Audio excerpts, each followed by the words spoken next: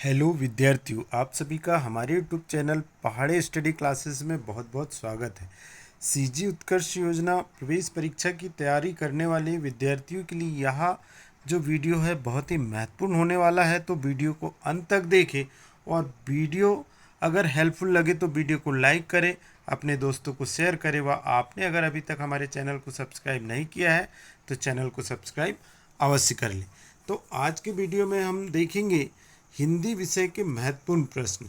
CG उत्कर्ष योजना प्रवेश परीक्षा का संपूर्ण सिलेबस हमने हमारे पूर्व वीडियो में बता दिए हैं और आज हम जो है हिंदी विषय के महत्वपूर्ण प्रश्नों को देखेंगे। चूँकि सीजी उत्कर्ष योजना का जो पेपर है वो 5 जुलाई को पेपर होना है, तो समय बहुत कम बचा है आपकी तैयारी के लिए। तो सभी विषय की तैयारी हम अपने वीडियो के माध्यम से कराएंगे। उसके अंतर्गत आज हम हिंदी विषय का जो है महत्वपूर्ण प्रश्न, हिंदी विषय का जो मॉडल है वो लेकर आए हैं। तो देखते हैं हिंदी विषय के महत्वपूर्ण प्रश्नों को। प्रश्न: उत्कर्ष योजना कक्षा 6 प्रवेश परीक्षा हिंदी विषय के मॉडल प्रश्न है और हमने आज 40 प्रश्न लेकर आए हैं और प्रत्येक प्रश्न के 4 विकल्प दिए गए हैं जिसमें से एक उत्तर सही है। तो देखते हैं हमारे प्रश्न को।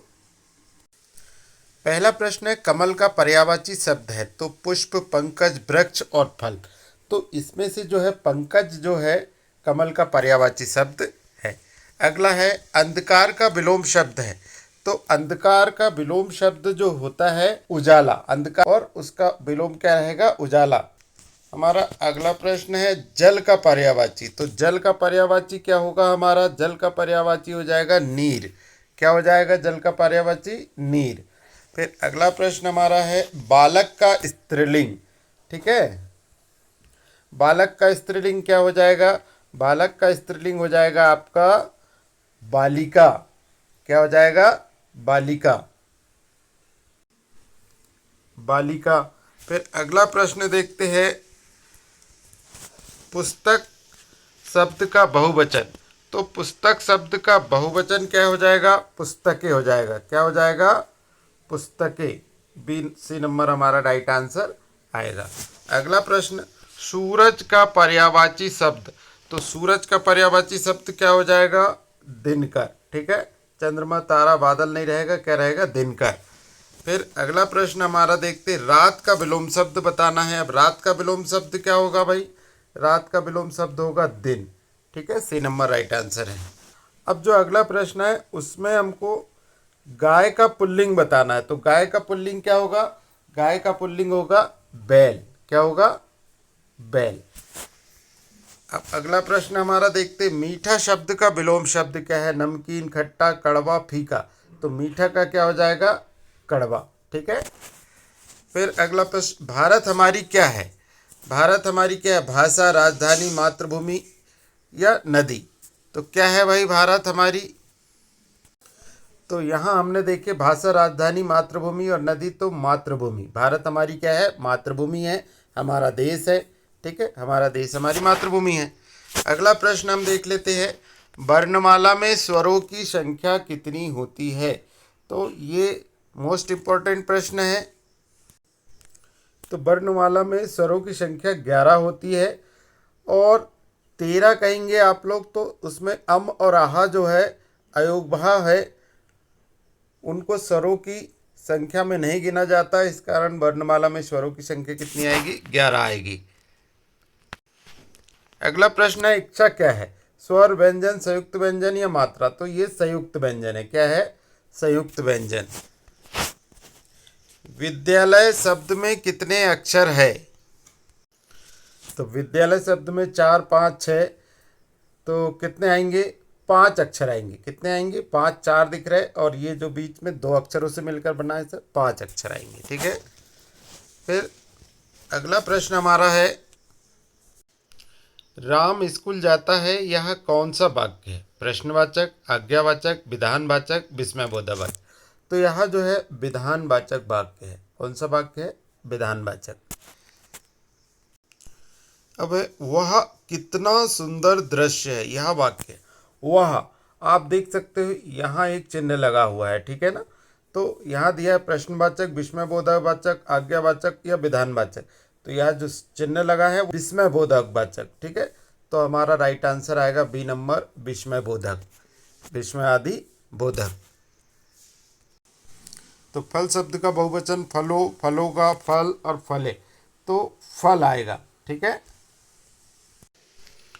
किताब का पर्यायवाची है, तो किताब का पर्यायवाची ग्रंथ, पत्र, लेख, कहानी, तो ग्रंथ आ जाएगा, ठीक है, ग्रंथ।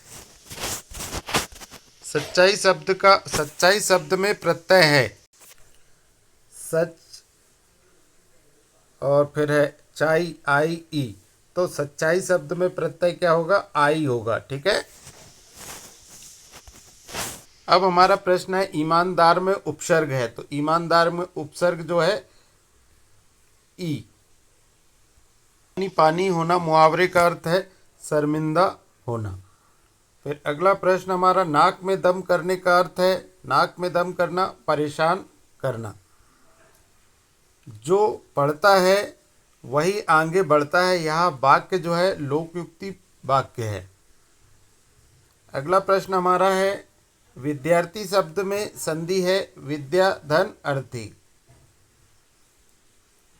कवि का स्त्रीलिंग है, कवि का स्त्रीलिंग है कवियित्री। पेड़ शब्द का पर्यायवाची शब्द है, तो पेड़ का पर्यायवाची तरु। उदय का विलोम शब्द, उदय का विलोम अस्त होता है। फिर अगला प्रश्न हमारा है खेलना कौन सी क्रिया है, तो खेलना कौन सी क्रिया है या खेलना क्या है, तो यहाँ खेलना क्रिया है। फिर अगला प्रश्न हमारा मैं स्कूल जाता हूँ, इसमें सर्वनाम क्या है, तो मैं, इसमें सर्वनाम क्या है, मैं। फूल, सुंदर फूल में विशेषण शब्द है, सुंदर फूल में विशेषण क्या है, सुंदर, ठीक है। फूल की विशेषता क्या है कि वो सुंदर है। फिर अगला प्रश्न कौआ और लोमड़ी क्या है, तो कौआ और लोमड़ी एक कहानी है। राष्ट्रपिता किसे कहा जाता है, तो राष्ट्रपिता किसे कहा जाता है आप सभी को मालूम, तो राष्ट्रपिता जो है महात्मा गांधी जी को कहते हैं। फिर अगला प्रश्न हिंदी दिवस कब मनाया जाता है, तो हिंदी दिवस कब मनाया जाता है, 14 सितंबर को हिंदी दिवस मनाया जाता है। ज्ञान का विलोम शब्द, ज्ञान का विलोम शब्द अज्ञान।